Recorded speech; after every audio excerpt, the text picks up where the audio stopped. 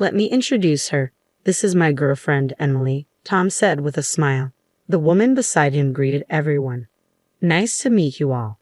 Your girlfriend? I was in shock. Tom casually responded. Oh right, I haven't told you. I'm going to marry Emily, so I want a divorce. What? I was too stunned to speak. Tom continued. I realized my parents were right. Being with an older woman like you is getting tough. Emily's young. She's 23. New houses and women are always better, right? Emily nodded in agreement. And about the accident you mentioned, it's no big deal, right? You broke a bone and now you're slacking off at home. We'll take the house once we divorce. I was so shocked by his outrageous comments that I forgot to get angry. It was impossible to continue the conversation. Taking a deep breath, I presented a signed divorce document and said, Okay, here are the divorce papers. Oh, you're well prepared, Tom said, jubilant. Leaving the couple behind, I began preparing to leave the house immediately. As I was packing, Tom spoke up. You have nowhere to go, right? There's an apartment near the station within the range of $100. It's old and has cracks in the walls, though. Tom, that's so mean, Emily chimed in. The two of them laughed ignorantly. I didn't respond and slammed the front door. Let them laugh. I have places to go. Places they could never imagine. My name is Catherine White. I'm turning 40 this year. I married Tom when I was 35, 3 years ago. We don't have kids and live together in the house I bought when I was single. It's secondhand but refurbished and quite clean. Why did I buy a house before getting married? It goes back to my childhood. We were poor because my father was gone. To be precise, he disappeared before I could remember him. I lived with my mother, who loved me deeply, but life was tough with just the two of us. Still, having my mother was enough. But during my high school years, she passed away due to an illness. It was devastating, but I had no time to mourn. I had to survive on my own. After graduating from high school, I started working at a small advertising agency. I worked tirelessly in sales. In my 30s, I was so dedicated to work that I never imagined I'd marry, but I wanted a place to call my own, so I saved up and bought a cheap house. I had to take out a loan, but I paid it off early. Around that time, I met Tom. He was from a client company. Tom seemed unreliable to me since he was 5 years younger, but he admired my work ethic. We started seeing each other. It was surprising but also delightful. I had never had anyone openly express their feelings for me before. We started dating and quickly got married.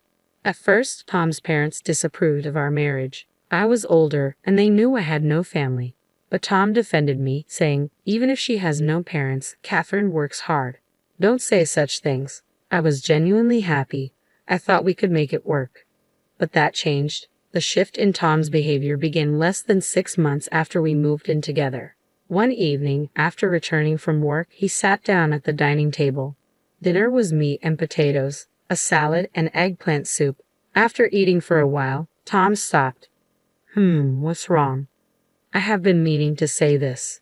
The soup, it's from this morning, right? I don't like leftovers. Can you make a fresh one for dinner? But it takes time. I also work, and I might not make it in time. Sorry, but that sounds like an excuse. My mother always made different soups for breakfast and dinner, and there should be at least 5 side dishes. Can you do that? I was taken aback by the sudden situation. I have felt this way for a while, but kept it to myself. While I'm not great at cooking, it's hard to do intricate dishes while working too. Your mother is a full-time housewife, right? I work and can't cook that much. That's why you shouldn't make excuses. It's expected of a housewife. You should at least do that much. I was frustrated by Tom's outdated views, but I held back my words to avoid worsening the mood, though was discontent. I wanted to avoid arguments, so I started finishing work on time and rushing home to cook. However, Tom's actions and words became increasingly demanding. Did you use cheap meat for this? This side dish is the same as yesterday. Please space them out at least a week. With each of his complaints, the time I spent cooking became more overwhelming. Before I knew it, I was spending all day thinking about meals. Tom's nitpicking didn't stop at just food. He checked every corner of the house for dust and criticized my cleaning. If you have so many complaints, why don't you do it yourself? I finally snapped. What are you saying? Housework isn't my job. Don't shift the responsibility. Maybe you can't handle chores because you didn't have parents around. I was stunned by his words. He had never belittled me for not having parents before. Was this Tom's true nature? The man I knew before felt like an illusion. Regardless, I wished for the old Tom to return, but the situation only worsened. With Tom's endless demands, I was completely drained, and balancing work seemed impossible. On Tom's suggestion, I decided to quit my job. I had loved that job since graduating from high school, but it seemed there was no choice. Looking back, maybe I should have left him then, but I had always prioritized work over romance and didn't know what a normal family looked like. I thought perhaps meeting Tom's demands was a housewife's duty.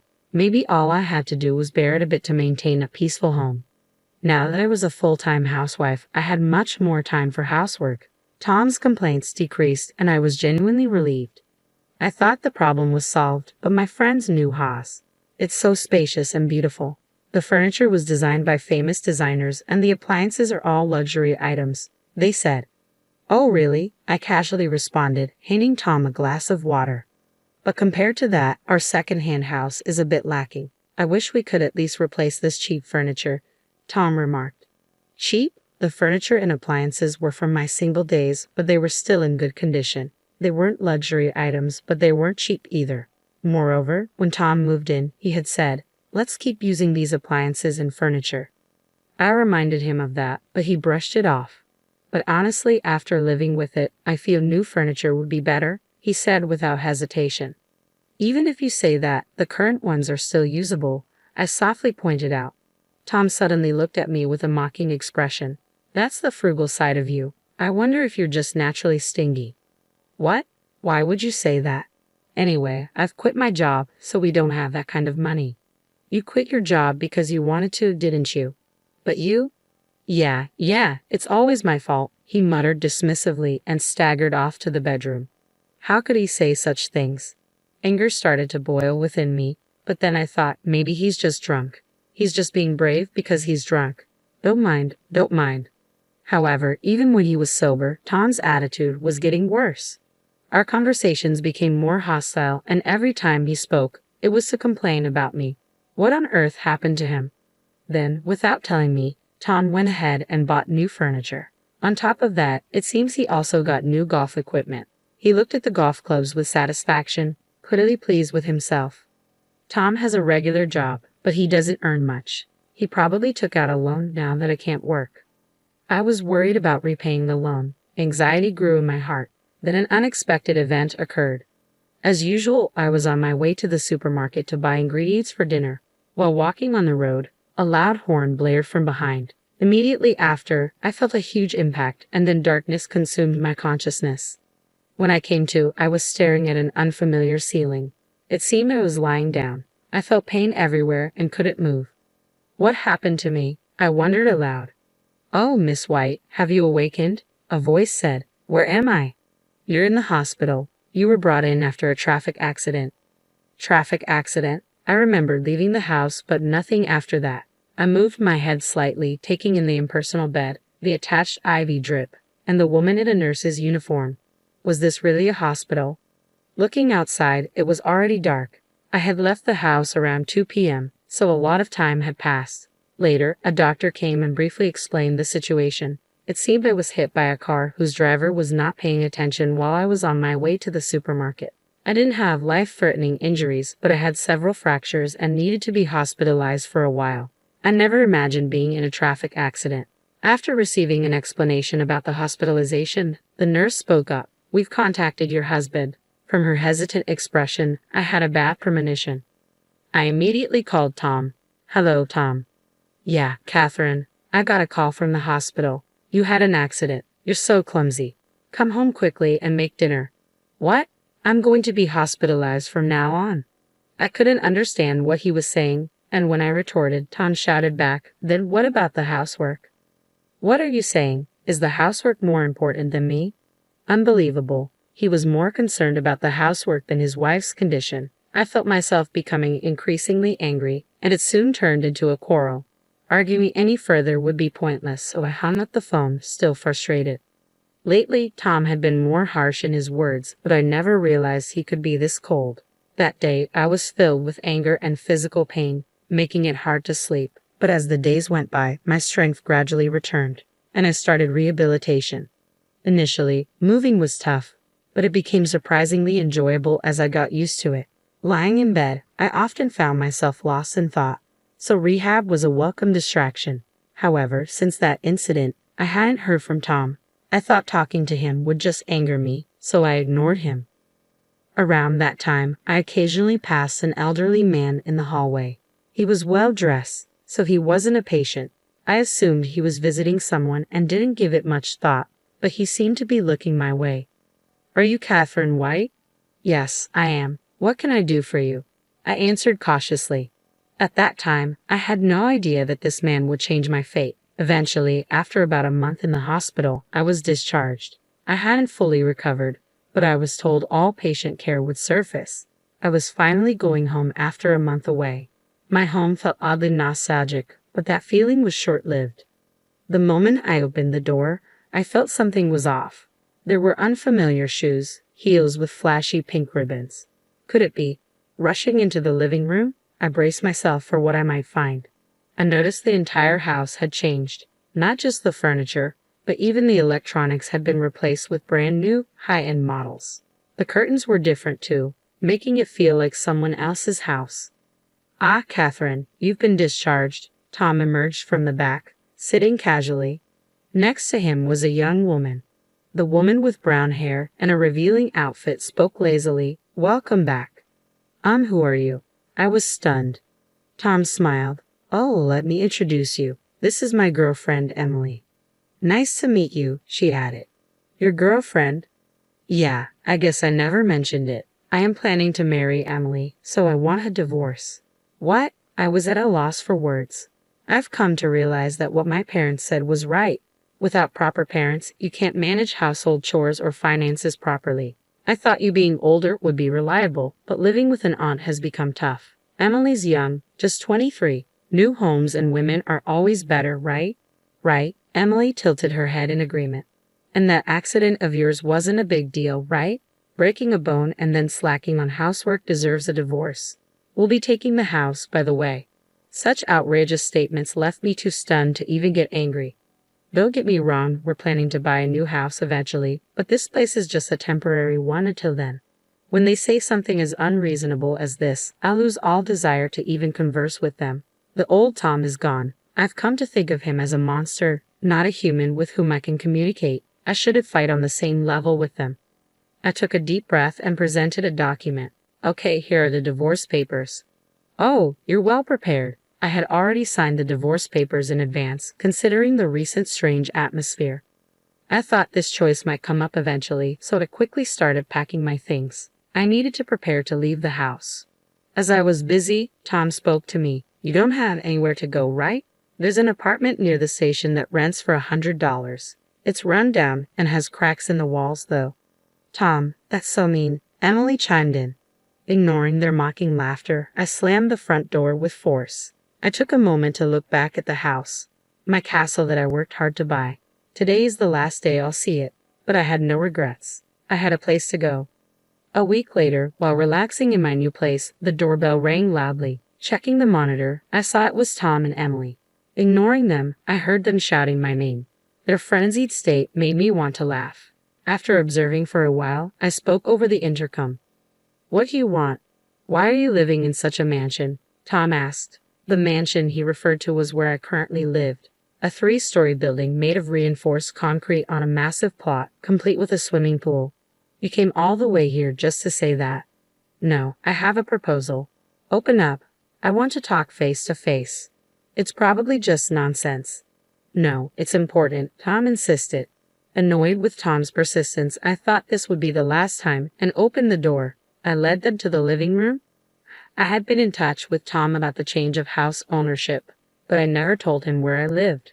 When I asked how he found out, it seemed he coincidentally saw me in town and followed me. He was expecting to see me entering a shabby apartment, but was shocked to see me entering this mansion. Tom, along with Emily, had concocted a bold plan. "Tell me, are you living in this mansion because of some shady job?" "What?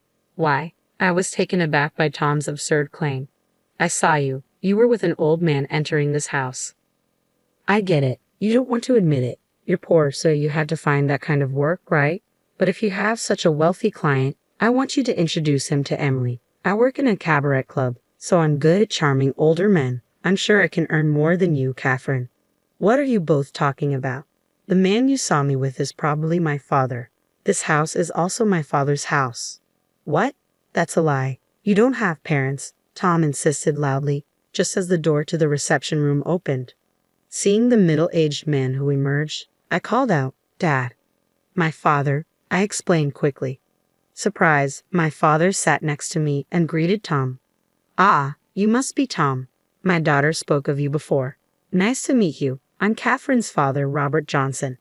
"Wait, what's going on?" Tom looked back and forth between me and my father, his eyes wide with surprise.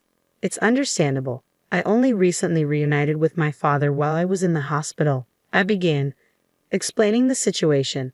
Yes, the middle-aged man who spoke to me that day was my father. My father was supposed to have disappeared. I had been told so by my mother. I thought there might have been a mistake, but after speaking with this man, I realized he was my real father. To start a business, my father went to America. After a while, once his business was on track, he planned to bring us over, but he was robbed there, losing everything. He lost all his investment capital, and even his means of communication was cut off. Stranded, he fortunately met a man who offered him a job at his company. Starting with menial tasks, he gradually got promoted and eventually became the right-hand man to the company's CEO. With the help of this man, he later started his own business. The business was successful, and my father achieved social success. But he was always concerned about my mother and me. He felt guilty for leaving us for so long and found it hard to return. Then his company decided to start a new venture in Japan. After much thought, he decided to come back. He built a house here and started looking for me and my mother. He then discovered that my mother had passed away and was deeply regretful. If only he had come back sooner. Wishing to see me as soon as possible, he visited me in the hospital. Learning the truth, I ended up living in this mansion owned by my father. I briefly explained all this. By the way, my father had also looked into Tom's affair. After occasional golfing outings, Tom would go to a hostess club where he met Emily. "So, this is my family home. Understand, I never heard about you having a rich father all of a sudden," Tom murmured in a big voice. "So, if you have so much money, will you come to the club where I work?" Emily quickly tried to hand her business card to my father. True to the type of woman Tom would choose, she was incredibly bold. But my father stopped her immediately. "I'm sorry, but I make it a point not to visit cheap imitation bars." "What?" Emily was speechless. My father frequented some establishments for work, but only the finest, high-end places. He would never go to a cheap club like where Emily works. "Besides, I don't have money. Catherine inherited everything already." To the puzzled expressions of Tom and Emily, my father casually replied, "Around $800 million. It's the least I can do to make up for leaving her alone all this time." The two of them were dumbfounded, their mouths agape. "I've heard about you from Catherine, especially your insults," my father continued. "She worked hard, scrimping and saving from her meager salary to buy that house. She also did her best with household chores. Having no mother, she probably didn't get a chance to learn from anyone, yet you disparaged her and trampled on her feelings. I can't forgive you, especially when you cheated on her while you were married. If it comes to that, I can sue you." "But Tom attempted to interject. "Catherine's struggles were partly my fault too," my father continued, cutting him off. "You mocked me for being poor and for not having parents. I'm fed up with someone like you who lacks compassion. Never come back to this house again. Goodbye. Is there anything else you need? If you're done, can you leave?" I added firmly. "Huh? Help?" Tom and Emily screamed and ran away. Watching them go, my dad and I shared a laugh. It had been a while since I'd laughed so much. I knew I probably wouldn't see those two again. I could finally live in peace. Later, I found out about their subsequent misfortune. A typhoon hit the region where Tom and Emily lived, bringing heavy rain that flooded houses near overflowing rivers. Fortunately, my area wasn't affected, but their house suffered severe damage. Tom and Emily fled, but their expensive furniture, brand new golf equipment, and Emily's luxury items were all waterlogged. The house's pillars had rotted from being soaked for so long. With no place to stay, the two seemed to live in shelters for a while. Tom's family home was far away, and Emily's family situation was worse. Her parents were gambling addicts living in a tiny apartment. Emily, who worked at a nightclub, spent all her money. Tom was also in debt from buying expensive things. Tom, who relied on women for money, was now in trouble. The two, having no other options, had to move into a cheap apartment near the station that he had once told me about. It was ironic that Tom, who once mocked others, ended up living there. What you do to others will come back to you, I reflected. Unless they truly repent, they won't find peace. Meanwhile, I was thinking of job hunting since leaving my previous company. When I talked to my father about this, he offered me a position at his company. The job is in sales like before, and it's fulfilling. I'm still learning, but I work hard every day to be valuable. At my father's mansion, we often host home parties for business associates. My sales experience helps, and I can talk freely with anyone. I plan to work abroad in the future, so I'm also studying English. My father often tells me, "You look livelier now compared to when we reunited." It feels like a lie that I used to be so irritated every day when I was with Tom. Life is unpredictable, I concluded. Even if times are tough, they won't last forever. If you keep looking forward, someone will always be watching over you. I believe that, and I want to keep living brightly.